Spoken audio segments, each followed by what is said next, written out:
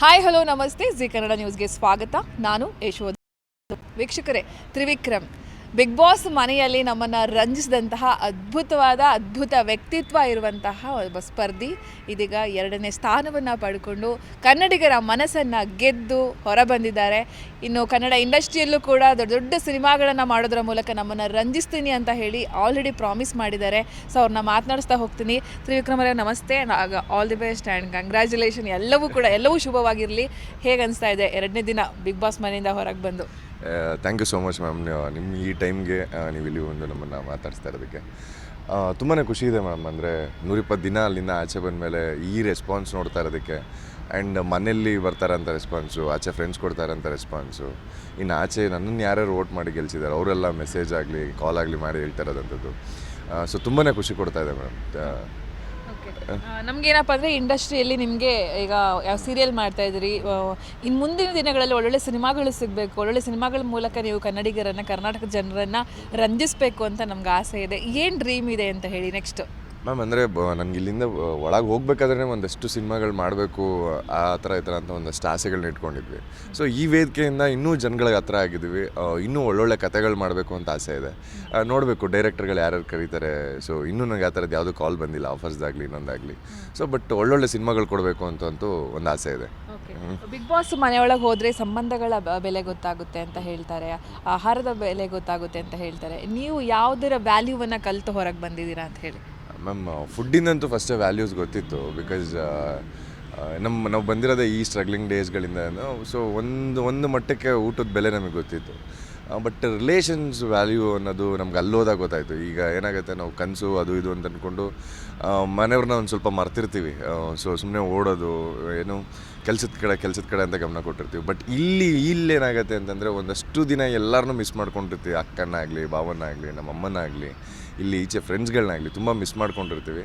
ಅದ್ರ ವ್ಯಾಲ್ಯೂಸ್ ನನಗೆ ತುಂಬ ಗೊತ್ತಾಯಿತು. ಯಾಕಂದರೆ ನಮ್ಮ ತಾಯಿ ಬಂದಾಗ ಒಂದು ಎಮೋಷ್ನಲ್ ಮೂಮೆಂಟ್ ಆಗುತ್ತೆ. ಅದಾದಾಗ ನನಗೆ ಮ್ಯಾಕ್ಸಿಮಮ್ ಗೊತ್ತಾಗಿದ್ದು, ರಿಲೇಷನ್ ತುಂಬ ಇಂಪಾರ್ಟೆಂಟು. ತಾಯಿ ಎಂಥ ರೋಲ್ ತೊಗೋತಾರೆ, ಫ್ರೆಂಡ್ಸ್ಗಳು ಎಂಥ ರೋಲ್ ತೊಗೊಂಡಿರ್ತಾರೆ. ನನಗೆ ಅವಾಗ ಆ ಟೈಮಲ್ಲಿ ನಂಗೆ ರಿಯಲೈಸ್ ಆಗಿದ್ದು. ಬಹಳ ಭಾವನಾತ್ಮಕವಾಗಿ ಕನ್ನಡಿಗರ ಮನಸ್ಸನ್ನು ಗೆದ್ದವರು ನೀವು. ಯಾಕಂತ ಹೇಳಿದ್ರೆ ಕಷ್ಟದ ದಿನಗಳ ಬಗ್ಗೆ ಹೇಳ್ಕೊಂಡು, ಎಲ್ಲೋ ಇದ್ವಿ, ಬೆಂಗಳೂರು ಅಂತ ಪ್ಲೇಸಿಗೆ ಬಂದು ಒಂದು ಸ್ಪೇಸ್ ಮಾಡಿಕೊಂಡು ಇಷ್ಟು ಬಂದು ನಿಂತಿದ್ರ ಬಗ್ಗೆ ಹೇಳ್ಕೊಂಡಿದ್ರಿ. ನೀವು ನಿಮ್ಮ ಜೀವನದಲ್ಲಿ ಅನುಭವಿಸಿದ ಯಾವ್ದಾದ್ರು ಒಂದು ಕಠಿಣವಾದ ಪ್ರಸಂಗವನ್ನು ಈಗ ನೆನ್ಪು ಮಾಡ್ಕೋಬೋದು. ಯಾಕಂತ ಹೇಳಿದ್ರೆ ನಿಮ್ಮ ಮಾತುಗಳನ್ನು ಈಗ ಪ್ರೆಸೆಂಟ್ ಎಲ್ಲರೂ ಕೇಳ್ತಾರೆ, ಯಾವುದೇ ಏನೇ ಹಾಕೊಂಡ್ರು ನೋಡ್ತಾರೆ. ಎಲ್ಲರೂ ಕೂಡ ಅದೊಂದು ಸ್ಫೂರ್ತಿಯಾಗಲಿ ಅಂತ ಹೇಳಿ, ಕಠಿಣವಾದ ದಿನಗಳು ಹೇಗಿತ್ತು ಅಂತ ಹೇಳಿ. ನನಗೆ ಆ ಥರ ಈ ಥರ ಅಂತ ಏನು ಪರ್ಟಿಕ್ಯುಲರ್ ಸಿಚುವೇಶನ್ಸ್ ಏನಿಲ್ಲ. ಬಿಫೋರ್ ಕಮಿಂಗ್ ಟು ಅಂದರೆ ಪದ್ಮಾವತಿ ಮಾಡೋದಕ್ಕಿಂತ ಮುಂಚೆ ಒಂದಷ್ಟು ಫ್ರೆಂಡ್ಸ್ಗಳೇ ನಮ್ಮನ್ನು ನೋಡ್ಕೊಂಡಿದ್ದ ಟೈಮ್ ಅದು. ಆ ಟೈಮಲ್ಲಿ ಲಿಟ್ರಲಿ ಅಂದರೆ ಅವ್ರಿಗೂ ಪಾಪ ಕಷ್ಟ ಆಗ್ತಾಯಿತ್ತು. ಸ್ಯಾಲ್ರಿಗಳು ಬರ್ತಿದ್ದು ಲೇಟ್ ಆಗ್ತಾಯಿತ್ತು. ಆ ಟೈಮಲ್ಲಿ ನನ್ನನ್ನು ನೋಡ್ಕೋಬೇಕಾಗಿತ್ತು. ಸೊ ಅವತ್ತಿನ ದಿನದಲ್ಲಿ ನನ್ನ ಚೈಲ್ಡ್ಹುಡ್ ಕ್ಲಾಸ್ಮೇಟ್ಸ್ಗಳಂತ ಏನಿದ್ರು, ಆ ಟೈಮಲ್ಲಿ ಒಂದಷ್ಟು ಸ್ಟ್ರಗಲ್ ಇತ್ತು. ಇನ್ನೂ ಯಾವುದೋ ಆಫರ್ಸ್ಗಳಿರಲಿಲ್ಲ, ಸೀರಿಯಲ್ಗಳು ಯಾವುದು ಮಾಡ್ತಾ ಇರಲಿಲ್ಲ, ಸಿನಿಮಾ ಯಾವುದೂ ಇರಲಿಲ್ಲ, ಯಾರೂ ನಮ್ಮನ್ನು ಕರಿತಾ ಇರಲಿಲ್ಲ. ಈ ಥರ ದಿನಗಳಲ್ಲಿ ತುಂಬ ಅನುಭವಿಸಿದ್ವಿ ಫ್ರೆಂಡ್ಸ್ಗಳೆಲ್ಲ ಸೇರಿಕೊಂಡು. ಲಕ್ಕಿಲಿ ಇವತ್ತೇನು ನನಗೆ ಈ ವೇದಿಕೆ ಕೊಟ್ಟಿದೆ, ಅದೆಲ್ಲೋ ಒಂದು ಮಟ್ಟಿಗೆ ಆ ರೆಕ್ಕೆ ಒಂದು ಸಿಗಲಿಲ್ಲ ಕೈಯಲ್ಲಿ, ಬಟ್ ರೆಕ್ಕೆ ಅಂತೂ ಕೊಟ್ಟಿದೆ ನನಗೆ. ಸೊ ಆರೋದಕ್ಕೆ ಒಂದು ಕಾನ್ಫಿಡೆನ್ಸ್ ಕೊಟ್ಟಿದ್ದಾರೆ ಜನ ಎಲ್ಲ ಸೇರಿಕೊಂಡು. ಅಮ್ಮನ ಸಂಭ್ರಮ ಹೇಗಿತ್ತು ಅಂತ ಹೇಳಿ, ಅಮ್ಮನ ಮಾತುಗಳು ಎಲ್ಲ ಕೇಳಿ ಜನ ಭಾವುಕರಾಗಿದೆ. ನನ್ನ ಮಗ ಗೆಲ್ಲಬೇಕು, ಅವ್ರು ಹೊಳಗೆ ಬಂದಂಥ ಸಂದರ್ಭದಲ್ಲಿ ಅವ್ರು ಇದ್ದಂಥ ರೀತಿ ನೋಡಿ ಜನ ಖುಷಿ ಪಟ್ಟಿದ್ರು. ಸೊ ಅಮ್ಮನ ಸಂಭ್ರಮ ಹೇಗಿತ್ತು, ಏನೆಲ್ಲ ಸಲಹೆಗಳು ಕೊಡ್ತಾ ಇದ್ದಾರೆ ಈಗ, ಯಾವ ರೀತಿ ಇತ್ತು ಮನೆಯಲ್ಲಿ ಸೆಲೆಬ್ರೇಷನ್ ಎಲ್ಲ? ಅಂದರೆ ತಾಯಿಗೆ ಅಷ್ಟರ ಮಟ್ಟಿಗೆ ಗೊತ್ತಾಗಲ್ಲ. ಮಕ್ಕಳು ಯಾವಾಗಲೂ ಗೆಲ್ಲಬೇಕು ಅನ್ನೋದೇ ಇರುತ್ತೆ. ಸೊ ಎಲ್ಲ ತಾಯಿಗೂ ಇದ್ದಿದ್ದೇನೆ ಅದು. ಸೊ ಆ ಥರ ನನ್ನ ತಾಯಿನೂ ಎಕ್ಸ್ಪೆಕ್ಟ್ ಮಾಡ್ತಾಯಿದ್ರು. ಬಟ್ ರನ್ನರ್ ಅಪ್ ಆಗಿದ್ದನ್ನು ಆ್ಯಂಡ್ ಆಚೆ ಕಡೆ ಜನರುಗಳು ಪ್ರೀತಿಗಳು ಕೊಡ್ತಾ ಇರೋದನ್ನು ಅವ್ರು ನೋಡಿ ತುಂಬ ಖುಷಿಯಾಗಿದ್ದಾರೆ. ದಟ್ಸ್ ಓಕೆ, ಏನೂ ಮಾಡೋಕ್ಕಾಗಲ್ಲ. ಒಂದು ಆಟ ಆದಮೇಲೆ ಗೆಲುವು ಸೋಲು ಅನ್ನೋದು ಇದ್ದಿದ್ದೇನೆ. ಸ್ಪೋರ್ಟಿವ್ ಆಗ್ತಾಗೋ, ಆರಾಮಾಗಿರೋ ಅಂತ ನಾನು ಆರಾಮಾಗೇ ಇದ್ದೀನಮ್ಮ. ಸೊ ನನಗೆ ಬಿಗ್ ಬಾಸ್ ಮನೆ ಗೇಟಿಂದ ಯಾವಾಗ ಆಚೆ ಬಂದೆ, ಸೊ ಅವಾಗ ಜನ ಕಿರ್ಚಾಡಿದ್ದು ನೋಡಿ, ನನ್ನನ್ನು ಮಾತಾಡಿಸ್ತಿದ್ದು ನೋಡಿ, ನಾವಿದ್ದಂಥ ರೀತಿ ನೋಡಿ ನಮಗೆ ತುಂಬಾ ಖುಷಿ ಆಯಿತು. ಸೊ ಮೋರ್ ದೆನ್ ಕಪ್ ನನಗೆ ಈ ಕಾನ್ಫಿಡೆನ್ಸ್ ಕೊಡ್ತಾ ಇದ್ದಾರಲ್ಲ ಜನ, ಅಂದರೆ ನೆಕ್ಸ್ಟ್ ಬಂದು ದೊಡ್ಡ ಸಿನಿಮಾಗಳು ಮಾಡ್ಬೋದು, ನೀನು ಕೆಲಸ ಮಾಡ್ಬೋದು ಅಂತ ಕಾನ್ಫಿಡೆನ್ಸ್ ಕೊಡ್ತಾ ಇದ್ದಾರಲ್ಲ, ಇದೇ ನನಗೆ ಜಾಸ್ತಿ ಅನಿಸ್ಬಿಡ್ತು. ಸೊ ಈಗ ಅದ್ರ ಮೇಲೆ ಕೆಲಸ ಮಾಡಬೇಕು ಅಂತ ಇನ್ನೂ ಜಾಸ್ತಿ ಕಾನ್ಫಿಡೆನ್ಸ್ ಬಂದಿದೆ. ತ್ರಿವಿಕ್ರಮ್ ಮತ್ತು ಮೋಕ್ಷಿ ಅಂತ ತುಂಬ ಫ್ಯಾನ್ ಪೇಜ್ಗಳು ಕ್ರಿಯೇಟ್ ಆಗಿದ್ದಾವೆ. ಸೊ ಆ ವಿಡಿಯೋಗಳನ್ನು ತುಣುಕುಗಳನ್ನು ನಮಗೆ ಥ್ರಿಲ್ ಅನಿಸ್ತಿತ್ತು, ಒಳ್ಳೊಳ್ಳೆ ಹಾಡುಗಳನ್ನು ಹಾಕ್ಕೊಂಡು. ಸೊ ನಿಮ್ಮಿಬ್ಬರನ್ನ ಒಟ್ಟಿಗೆ ನೋಡೋದಕ್ಕೆ ಜನ ಇಷ್ಟಪಟ್ಟಿದ್ದಾರೆ. ಅದನ್ನು ಕೇಳಿದಂಥ ಸಂದರ್ಭದಲ್ಲಿ ಹೇಗಿತ್ತು? ಅದನ್ನು ನೀವು ನೋಡಿದ್ರ, ಅಮ್ಮ ಏನಾದರೂ ಈ ಬಗ್ಗೆ ಮಾತಾಡಿದ್ರ? ಆ್ಯಂಡ್ ನೀವು ಮೋಕ್ಷಿ ಯಾಕೆ ಕನೆಕ್ಟ್ ಆಗಲೇ ಇಲ್ಲ ಒಬ್ರಿಗೊಬ್ರು ಅಂತ ಕೊನೆವರೆಗೂ ಏನಾದ್ರು ಮಾತಾಡಿದ್ರೆ ಹೊರಗೆ ಬಂದಮೇಲೆ ಮೋಕ್ಷಿತ ಜೊತೆ ಫೋನ್ ಗೀನ್ ಮಾಡಿ ಅಂತ? ಇಲ್ಲ, ಮೋಕ್ಷಿತ ಜೊತೆ ಇನ್ನೂ ಫೋನಲ್ಲಿ ಮಾತಾಡಿಲ್ಲ. ಬಿಕಾಸ್ ಇನ್ನೂ ಯಾರ ನಂಬರೇ ಕಲೆಕ್ಟ್ ಮಾಡ್ಕೊಳಕ್ಕಾಗಿಲ್ಲ. ನನಗೆ ಆ ವಿಡಿಯೋ ನೋಡಿದಾಗ ನಗು ಬರೋದು. ಬಿಕಾಸ್ ಆ ಥರ ಒಪಿನಿಯನ್ಸೇ ಇರಲಿಲ್ಲ ಒಬ್ರ ಮೇಲೆ ಒಬ್ಬರು. ಸೊ ಯಾವಾಗಲೂ ಅವ್ರಿಗೆ ನನ್ನ ಮೇಲೆ ಬೇರೆ ಒಪಿನಿಯನ್ಸೇ ಕ್ರಿಯೇಟ್ ಆಗ್ತಾಯಿತ್ತು. ಆ ವಿಷಯಗಳಿಗೆ ನಾಮಿನೇಷನ್ನು ಮತ್ತು ಜಗಳಗಳಾಗ್ತಾ ಇದ್ದಿದ್ದು. ಬಟ್ ನಮ್ಮಿಬ್ಬರ ಮಧ್ಯೆ ಅಂಥ ದೊಡ್ಡ ವೈರತ್ವ ಇದೆ ಅಂತಲೂ ಏನಿರಲಿಲ್ಲ. Bye good morning, good night ಇದೇ ಥರದ್ರಲ್ಲಿ ಇರ್ತಾಯಿದ್ವಿ. ಯಾವಾಗ ಸುದೀಪಣ್ಣ ಈ ವಿಡಿಯೋ ವೀಕೆಂಡಲ್ಲಿ ತೋರಿಸಿದ್ರು ನಮಗೆ ನಗು ಬರೋಕ್ಕೆ ಸ್ಟಾರ್ಟ್ ಆಗಿಬಿಡ್ತು. ನಾವೆಲ್ಲ ಈ ಥರ ಎಲ್ಲ ಇದ್ವಾ, ಎಷ್ಟು ಚೆನ್ನಾಗಿ ಎಡಿಟ್ ಮಾಡಿದ್ದಾರೆ ನೋಡು ಅಂತ ಅಂದ್ಬಿಟ್ಟು.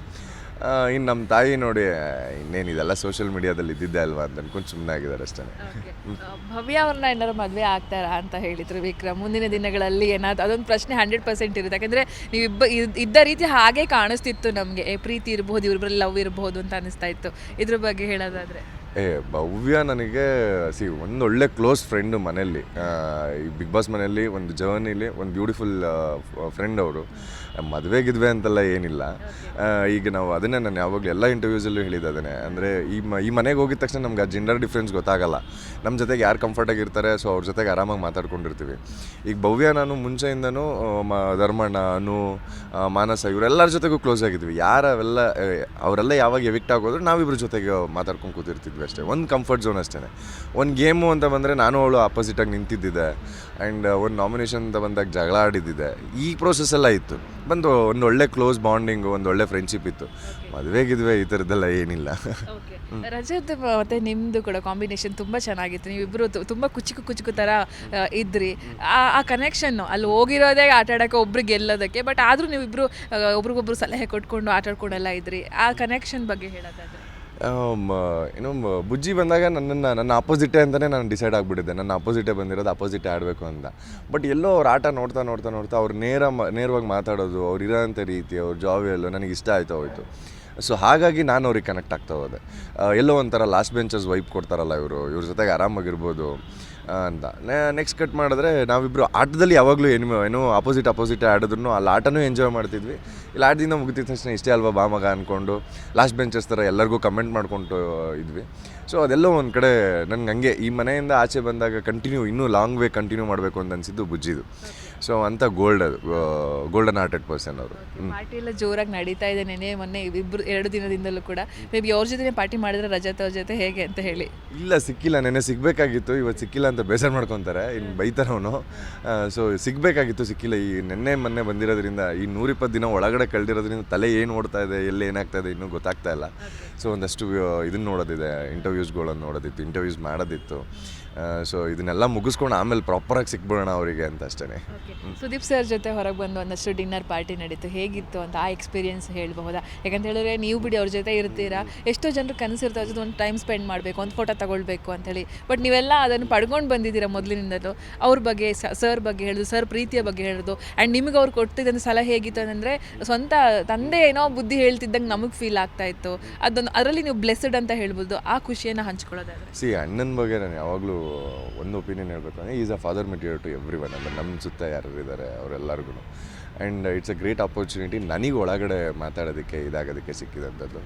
ಅಣ್ಣ ಯಾವಾಗಲೂ ಎಲ್ಲರಿಗೂ ಅಂದರೆ ನಾಟ್ ಬಯಾಸ್ಡಾಗಿ ಎಲ್ಲ ಒಬ್ರಿಗೆ ಅಂತ ಹೇಳ್ತಾರೆ. ಇಡೀ ಮನೆಗೇ ಅವರು ಕಂಟೆಸ್ಟೆಂಟ್ ಥರನೇ ಟ್ರೀಟ್ ಮಾಡೋರು. ನನ್ನನ್ನು ಸಪ್ರೇಟಾಗಿ ಯಾವತ್ತೂ ಟ್ರೀಟ್ ಮಾಡಲಿಲ್ಲ.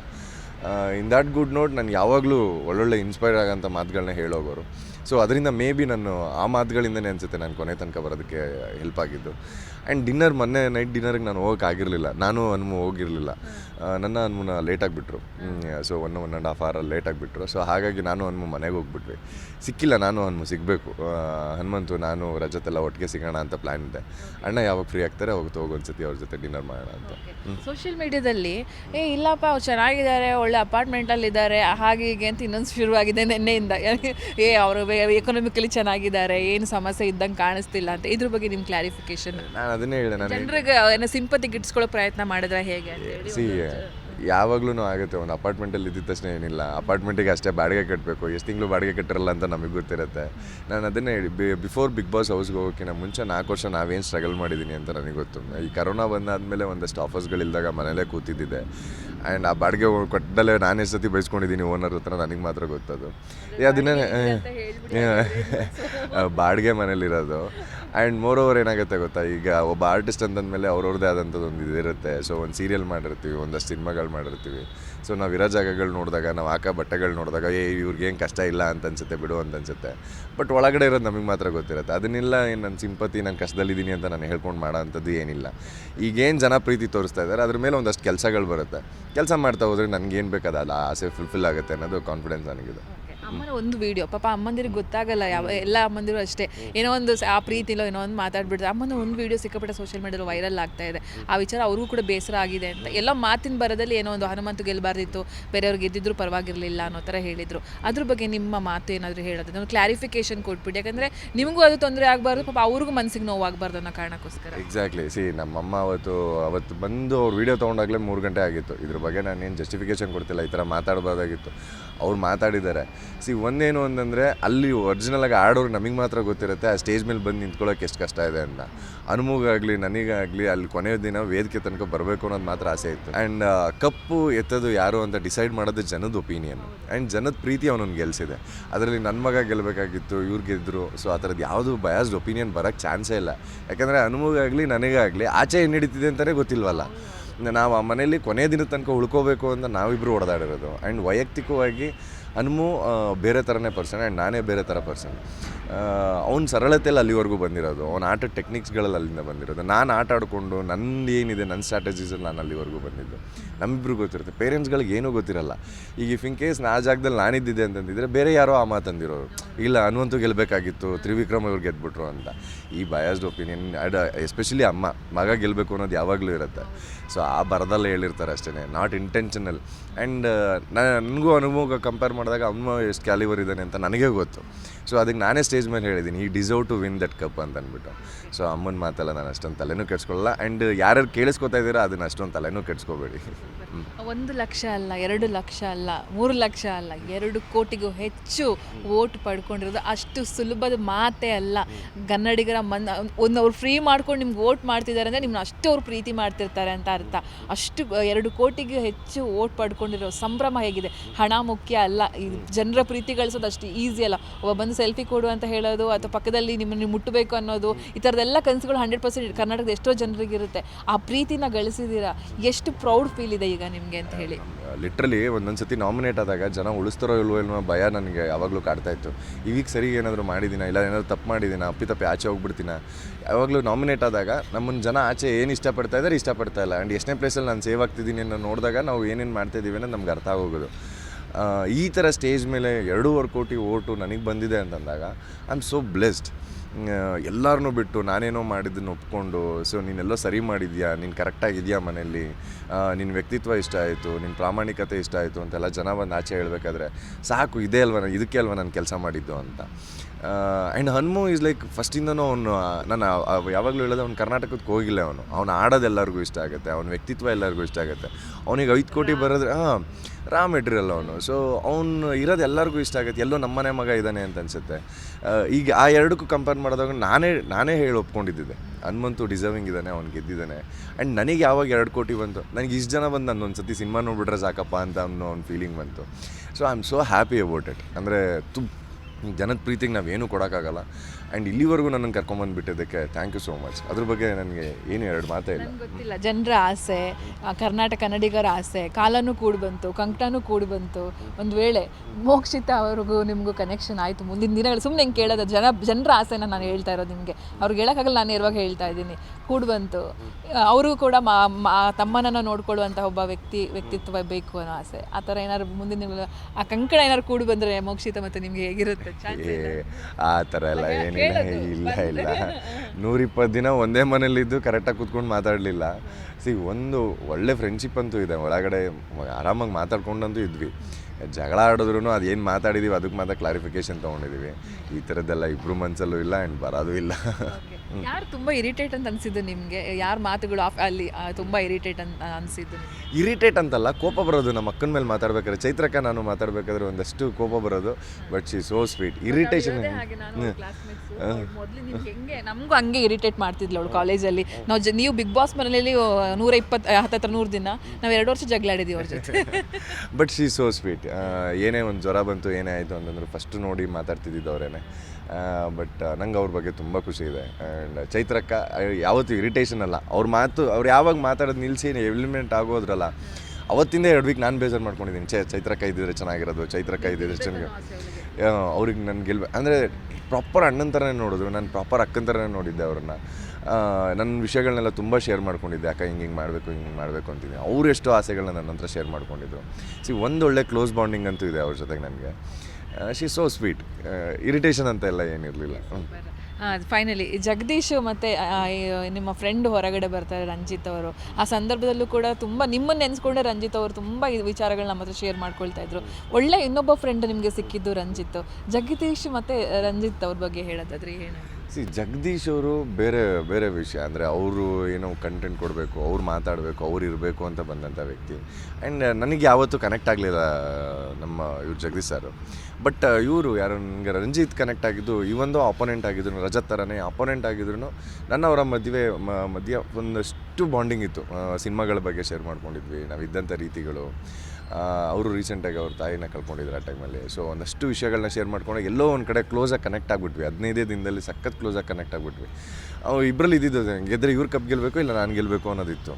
ಯಾವಾಗ ಈ ಥರದ್ದೊಂದು ಇನ್ಸಿಡೆಂಟ್ ಆಗಿ ಆಚೆ ಹೋದ್ರು ನನಗೆ ತುಂಬ ಬೇಜಾರಾಯಿತು. ಇವ್ರ ಕನಸುಗಳನ್ನ ಎಲ್ಲೂ ಕಂಪ್ಲೀಟ್ ಮಾಡ್ಕೊಂಡಲ್ಲೇ ಆಚೆ ಹೋದ್ರಲ್ಲ. ಎಷ್ಟೋ ವಿಷಯಗಳನ್ನ ಮಾತಾಡಿದ್ವಿ. ಅಟ್ಲೀಸ್ಟ್ ಟಾಪ್ 5 ಟಾಪ್ 6 ಅಂಕ ಬಂದಿದ್ರೆ ಎಷ್ಟೋ ವಿಷಯಗಳು ನೆರವೇರಿರೋದು. ಆ್ಯಂಡ್ ಈ ಕ್ಯಾಲಿಬರ್ ಇತ್ತು.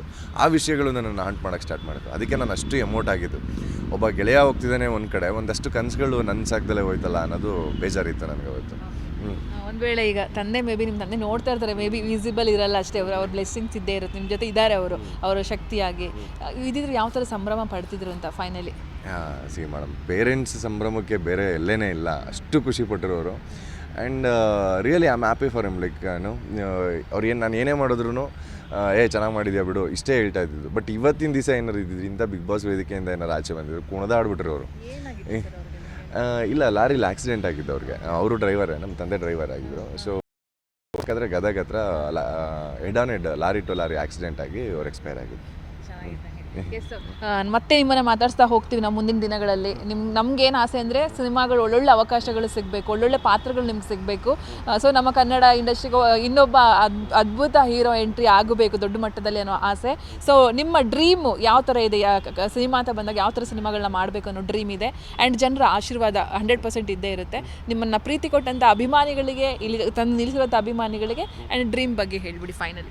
ಡ್ರೀಮ್ ಅಂತಂದರೆ ನಂಗೆ ಒಳ್ಳೊಳ್ಳೆ ಕಥೆಗಳು ಮಾಡಬೇಕು ಅಂತ ಆಸೆ ಇದೆ. ಆ್ಯಂಡ್ ಈಗ ಪ್ರೆಸೆಂಟ್ಲಿ ಸೂರಿ ಸರ್ ಜೊತೆಗೆ ಲಾಸ್ಟ್ ಸಿನಿಮಾ ಮಾಡಿದ್ದು. ಸೊ ಮತ್ತೆ ಅವ್ರ ಜೊತೆಗೆ ವರ್ಕ್ ಮಾಡಬೇಕು ಅಂತ ಆಸೆ ಇದೆ. ಈಗ ಇನ್ನು ಸ್ವಲ್ಪ ದಿನದಲ್ಲಿ ಸಿಗಬೇಕು ಅವರಿಗೆ, ಪಾಪ ಅವ್ರು ಬ್ಯುಸಿ ಇದ್ದಾರೆ. ಸೊ ಆಚೆ ಬಂದಿದ ತಕ್ಷಣ ಫಸ್ಟ್ ವಿಶ್ ಮಾಡಿದ್ದು ಅವರೇನೆ, ತುಂಬ ಚೆನ್ನಾಗಿ ಆಡಿದೆ, ನನಗೆ ಖುಷಿ ಆಯಿತು ಅಂತ ಅಂದ್ಬಿಟ್ಟು. ಸೊ ಒಂದಷ್ಟು ಜನ ಡೈರೆಕ್ಟರ್ಗಳ ಜೊತೆ ಕೆಲಸ ಮಾಡಬೇಕು ಅಂತಿದೆ. ಈ ಇಂಟರ್ವ್ಯೂಸ್ ಎಲ್ಲ ಮುಗಿಸ್ಕೊಂಡು ಅವ್ರ ಮನೆಗಳಿಗೆಲ್ಲ ಹೋಗ್ತೀನಿ, ಸರ್ ಏನಾದ್ರು ಇದ್ರೆ ಚಾನ್ಸ್ ಕೊಡಿ ಅಂತ. ಅದಾದಮೇಲೆ ಇದೇ ಪಾತ್ರ ಅದೇ ಪಾತ್ರ ಅಂತೇನಿಲ್ಲ, ಒಂದಷ್ಟು ಒಳ್ಳೆ ಪಾತ್ರಗಳು ಮಾಡಿ ಜನರು ಮನಸ್ಸಲ್ಲಿ ಉಳಿಬೇಕು ಅಂತ ತುಂಬ ಆಸೆ ಇದೆ. Thank you so much. Busy ನಡುವೆ ನಮಗೆ ಫ್ರೀ ಮಾಡ್ಕೊಂಡು ಟೈಮ್ ಕೊಟ್ರಿ. ಮುಂದಿನ ದಿನಗಳಲ್ಲಿ ಸಿಗ್ತಾ ಹೋಗೋಣ. Thank you so much and all the best. Thank you so much ma'am. ನಿಮ್ಮನ್ನು ತುಂಬ ಕಾಯಿಸಿದೆ. I am really sorry about it. Thank you so much. ನಿಮ್ಮ ಟೈಮ್ ಕೊಟ್ಟು ನಮ್ಗೆ ಈ ಥರ ಇಂಟರ್ವ್ಯೂ ಮಾಡಿದ್ವಿ. Thank you so much. Thank you. ವೀಕ್ಷಕರೇ, ಇದು ತ್ರಿವಿಕ್ರಮ್ ಅವರ ಮಾತುಗಳು. ಕ್ಯಾಮ್ರಾ ಪರ್ಸನ್ ಗುಡಿಗಿರಿ ಜೊತೆ ಯಶೋಧ ಪೂಜಾರಿ, ಬೆಂಗಳೂರು.